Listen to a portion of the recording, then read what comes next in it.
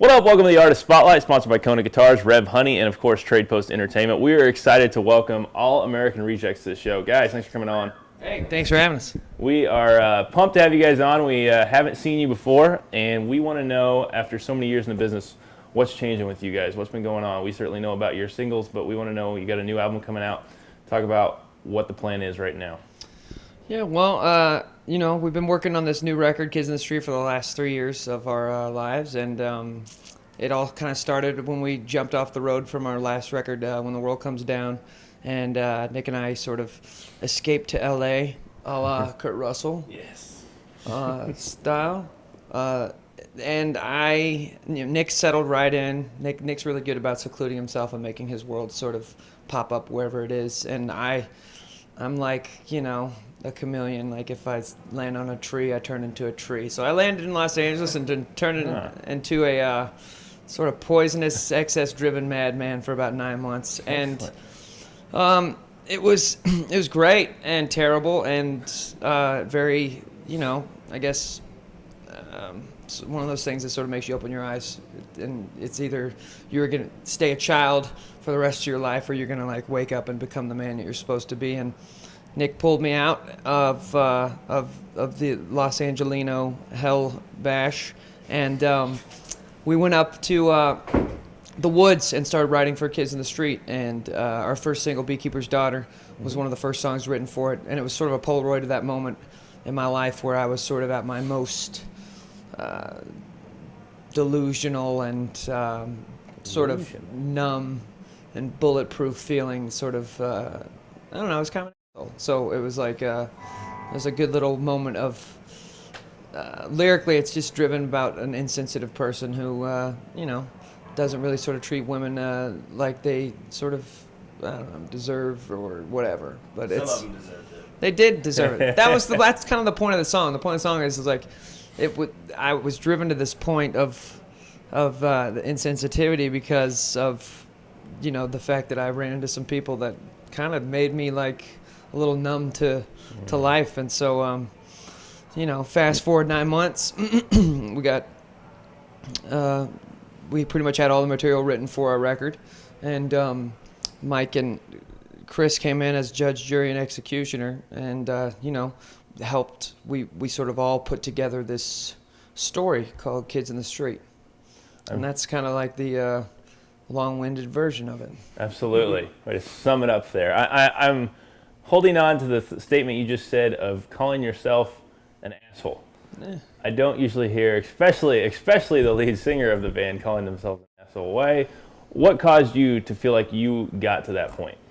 Well, I think a lot of us are either I'm a creature of my environment, and I pull artistically and everything from my environment. Like I sort of adapt myself to where I am. When I'm in Wichita, I feel like I'm back in Oklahoma. Right, not far from home. Yeah, and when I'm in Los Angeles, I felt like I was untouchable. Just sort of like I was like lost in this downward spiral of sort of waking up and not realizing that the sun was a part of my everyday schedule anymore.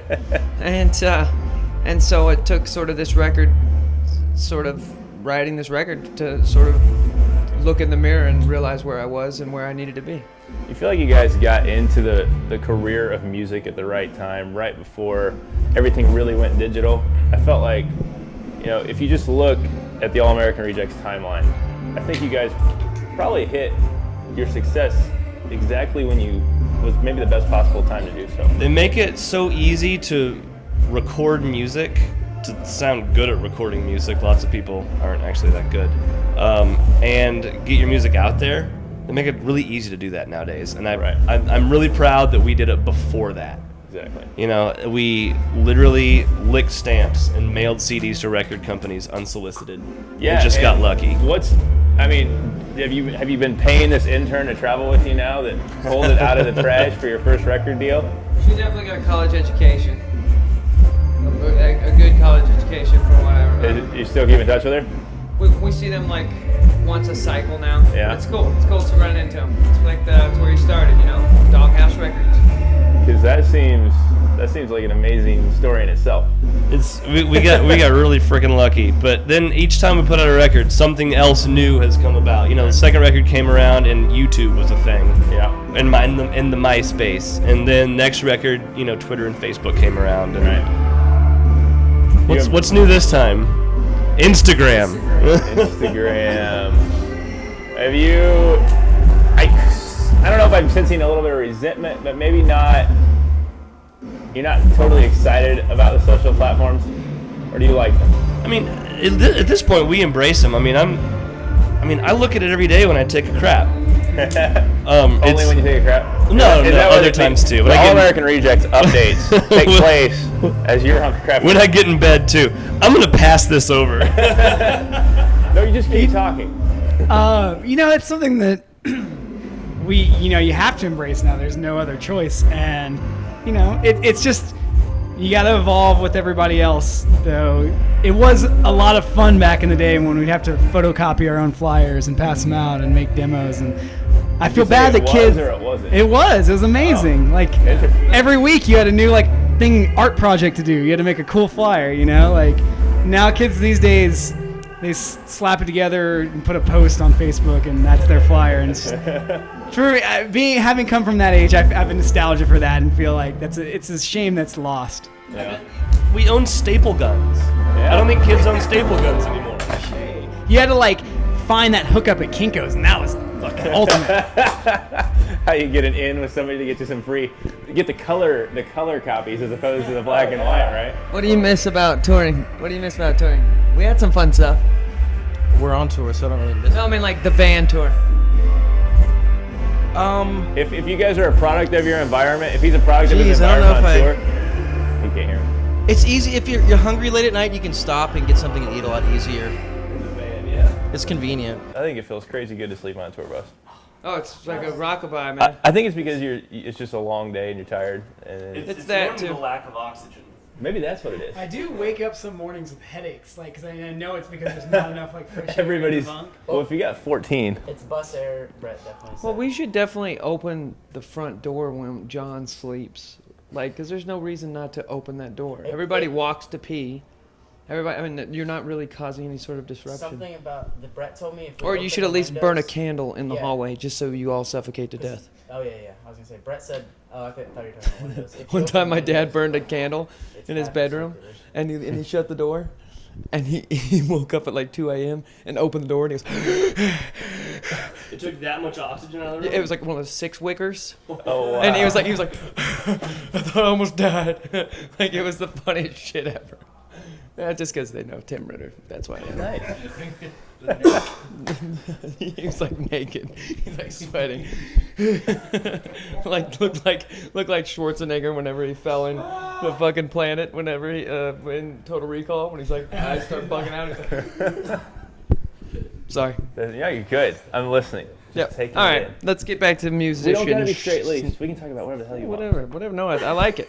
We're proud of this new record. We like talking about. But I believe we were closing up kind of the talk about social media. We can talk about the new record. It had a bit of a delay. Now it's coming out. You want to talk about it. You're ready to talk about it. You can see it in your eyes. You want to talk about it. Tell me about these. You go to seclusion to get your creativity. Why? I think home has become such a sort of overwhelming environment for us now because reality is such a sort of when you've been in a bus for 10 years and in a vessel and in a club and this sort of virtual time capsule, it kind of you feel when you're back in the sort of functioning life of reality and the 9 to 5 sort of wake up and turn on the TV kind of lifestyle. You kind of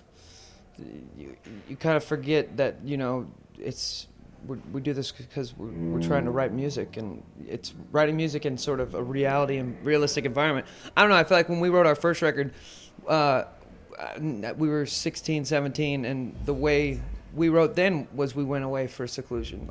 Really? We got signed by Doghouse. Interesting. And they were like, we need 6 more songs for you guys to complete a record. We went up to a cabin in the woods, and is my security guard in here, guys? No. Dude, I own the place. Open the door, please. If your security guard was in here, you would have known. Oh, I'm sorry. He's not here. Okay, thank you. Appreciate it. Give a shit. She owns the place. Dude. Yes, and the band that's getting you the money that is taking place for the show tonight is in here. Did this used to be an arcade? We have no effing clue. I don't remember what used to be. It smells like a movie rental place. Have you ever parked your like- tour bus at a strip mall? Smell- yeah. Really? Yeah, we played at Berndorf Goodman's. When you're at the level you are now, We played at Montgomery Ward on our second record. It was the coolest show ever, man. It was so sweaty that the condensation was dripping from the ceiling, and people were getting crowd surfed, and the ceiling was like 6 feet tall. And so they were literally, it had the same ceiling as that. So they were pushing up that old, like a school ceiling. And so they were pushing up kids into like the tiles. Did this happen? It was so good. Yes. Was that there? were you there? Yeah. He's not buying any of it. He doesn't remember second record on until present day. Oh, what happened between then and now? Well, you developed. I was just living too fast, man. Yeah, just living too fast. They developed a taste for the spice. Dude. How do you guys keep it sane between you four? You see each other more than you would see families, more than you. Sane? I'm not judging. I think separation. That's what I was gonna say. Yeah. What do you mean? When we're not working together, we don't really like between album cycles or between recording. We won't see each other for months. Or do we keep, or even keep in contact really? Like the occasional text. Hey, how's it going? But we need that space Occasional away. sex. When you've spent 16 months straight with someone, you're like, I can go without seeing you for a couple months. Well, yeah, it's not even that. It's not even like get out of my face, guy. It's more like it's time to go home. Yeah. It's like we're in the military together, and we've shared this sort of common thing that is going into battle every night. You ever played for the troops? Yeah. It's great. Yeah, I bet. Great shows. And when we go back to sort of home, we tend to our loved ones and our life that we sort of try to make while we're not on the road. So it's not like when we come back and we go to our our OTC getaway weekend, it's like we never left. Sure. He's But- a silver star. But still, I mean, even such, 16 months together with someone, you see a lot of bands go through a lot of issues, and you guys really haven't had anything like that. No, we even pretended once. I would consider yourself fortunate. We're very fortunate. I don't know. I've known this guy for 10 years now, or for 12 years. We've been together for 12 years writing music. We've been with these guys for 10 years in July. Mm-hmm. And, I can honestly say that the only time that shit ever got weird was, I remember it was like Germany, and I remember it was this huge, it was this huge, warehousey, lofty place. I remember you could hear somebody yelling down at the end, and I was like, "We're in Germany, and it feels so German." This whole surrounding, it felt like, Says the kid from Oklahoma. yeah, just hey, I'm German. Are you? Du sprichst Deutsch? Sprechen Sie Deutsch? Sprichst? Du und sprichst would go together. Mein Vater ist ein Deutschlehrer, so ich spreche ein bisschen. Oh, so you're Dutch? Yeah, Savior. No, but my family is. That's cool. No, I am Dutch actually, but my cool. father was a German teacher. So Oh, cool. I was gonna throw a little German at Yeah, you. no, You were I gonna can't. speak back to me. I can't talk it at all. It's But I do have the heritage. Donner's tag. Yes, it is. I don't know if I'd give it the quite pronunciation like that, but What was wrong with I that? Donnerstag. Yeah. It's okay. You know what? Can you? All American Rejects German. You don't get that in every interview. And you guys. Why do you still do it? Who wants to feel this one? Because it's still fun. Really? Yeah. And and we're still inspired to do it, and not just in a, oh, I guess we got to make another record. It's like we want to make another record and make a great record. And Yeah, if that was the case, we would have shit out a record 2.5 years ago and been like, hey, let's jump on those coattails before they burn up. Right. You know. Which a lot of bands do. Yeah, this is our fourth record in 10 years as opposed to our fourth record in 4 years, which, some bands can do that, and it's like they do it well. Mm-hmm. But we're a band who we believe in pushing ourselves, and this songwriting is so important to us. and not sort of just jumping onto some formulaic thing that just gets repetitive. What you said the other day is like, or maybe it was you, it's like, well, we've written so many songs now, we can write the same record again, but we haven't yet. So until we do, then, you know, we won't settle for anything that we're not proud of, first and foremost. I mean, that's even the way that this thing gets. I mean, Nick and I don't let anything fall through the cracks that we wouldn't want to show these guys. Like, we have like it's like a 5-tiered sorting system, and you know, only the cream. What's the top of the sorting system? The most important thing making a record. On your Dewey Decimal system. I think making sure that we have the material there. I mean, obviously you can't just go in half-cocked. We definitely went in there being confident that we had our record ready. Mm-hmm. And, you know, and working with Greg Wells, the producer of this record, was like no other experience we've had as a band. Like, we all were so inspired by this guy, and he rallied us together like no other producer had. A lot of producers sort of single you out when it's your time to do a part, whereas this was about the camaraderie and about the moment of spontaneity and about that's cool. Picking up something and just going for it, you know, running in the other room. And if it worked, cool, and if it didn't, then at least we know that didn't work. That's one less instrument to put on the track, or that's one less part that makes sense. We have a pretty good base of fans from England, and so I promised this one kid that was asking a bunch of questions about you guys that I would ask him. I'd ask him something. So he wants to know if there's going to be any one-offs with the Blink shows, because he was really hoping he could see you guys headline tonight. Let me see. He's got the schedule. Oh, look at this. Mere hours ago in my inbox. Man, I'll be very. Say it in your accent. Oh. IDEO. Is that a right accent?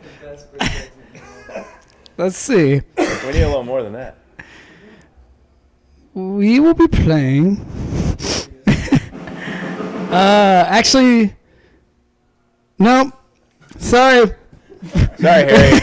No one else. Unless you live in Prague, Germany, Aarhus, Würzburg, a bunch of other countries. I guess that's probably all Germany, huh? Harry, just hop over Milan. to the country. Lisbon, Portugal. There you go. Have a good old time there. I tell you what, though, is like as much as our schedule is like fly by the seat of the pants, there could be like, I don't know, 8 London dates by that time. Yeah. Who knows? Hopefully. We're playing the garage. There's Kerrang! Magazine's doing a contest with us. We're playing the garage in Camden Town on March 15th. So try to make it there. There you That's go. sooner than the Blank tour. Bam. It's pronounced garage. It's pronounced blank. You Blank ask 182? and you shall Oh, wait, receive. UK secret show at the garage. Ooh. Oh, you just blew It's it. Well, we will release March it 15th. first. So keep that a secret. Played the garage before. Nice. The garage. Not with you. All right, lastly, what set you guys apart on stage? We do a lot of bands. You guys do a lot of press. We see bands, you do press. What sets you guys apart? Well, we're shooting you tonight. What are we going to see that we're going to go, wow, we haven't seen that before. That's pretty sweet. I just think it's a show. A lot of bands just get up there and they either stand still and play their songs and sound good, or just try so hard to put on a show that it sounds like shit. I think we've been doing this for 10 years now and found a perfect balance of both, and it's an experience, you know. It's not like it's a rock show. It's not, you know, a lot of people sort of might expect a sort of softer approach, but I see mothers covering their daughters' ears, and you know, it's a rock show. I mean, I don't know what you Yeah, sums it up. This guy's an animal on stage, possibly the greatest guitar performer I've ever seen live, and that's not just because I'm in the same band as him. Fair enough. If he just starts talking to the fans in British accent all night, that would be pretty amazing too. You should do that in England. Try to pull that on them. No, he could pull off anything. He rarely speaks, so when he does, it's like a blessing to the children's ears. Well, we appreciate you guys coming on the show. Thanks, man. It's fun having you. Fun times with the drumming in the background. But this has been the All-American Rejects. We're going to see them take the stage coming up next.